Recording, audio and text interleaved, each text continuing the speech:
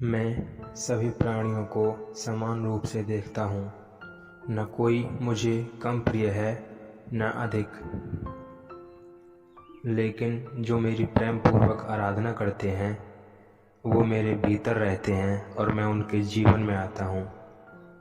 प्रबुद्ध व्यक्ति सिवाय ईश्वर के किसी और पर निर्भर नहीं करता। सन्निहित आत्मा का अस्तित्व अविनाशी और अनंत है। केवल भौतिक शरीर तथ्यात्मक रूप से खराब है। इसलिए हे अर्जुन, लड़ते रहो। हे अर्जुन, केवल भाग्यशाली योद्धा ही ऐसा युद्ध लड़ने का अवसर पाते हैं जो स्वर्ग के द्वार के समान है। भगवान प्रत्येक वस्तु में है और सबके ऊपर भी। सदैव संदेह करने वाले व्यक्ति के लिए प्रसन्नता न इस लोक में है न ही कहीं और। आपके सर्वलौकिक रूप का मुझे न प्रारंभ न मध्य न अंत दिखाई दे रहा है। सभी कार्य ध्यान से करो, करुणा द्वारा निर्देशित किए हुए। तुम उसके लिए शोक करते हो जो शोक करने के योग्य नहीं है,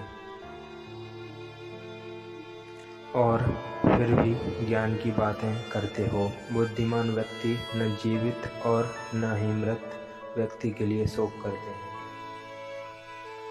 कभी ऐसा समय नहीं था जब मैं, तुम या ये राजा महाराजा अस्तित्व में नहीं थे।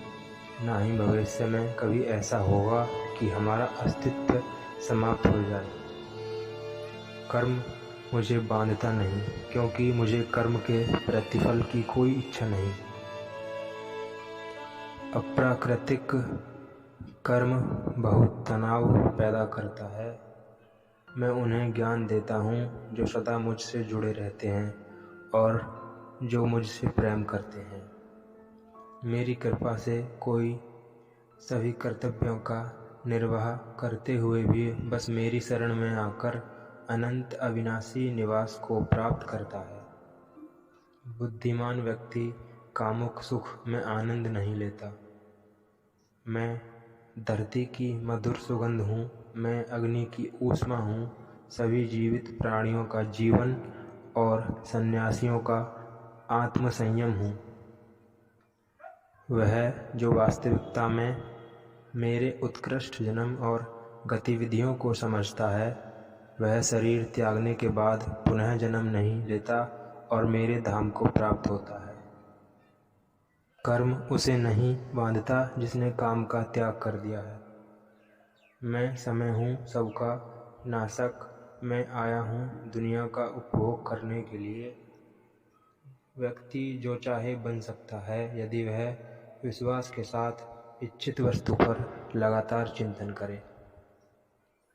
यह बड़े ही शोक की बात है कि हम लोग बड़ा भारी पाप करने के निश्चय कर बैठते हैं तथा राज्य और सुख के लोभ से अपने स्वजनों का नाश करने को तैयार हैं।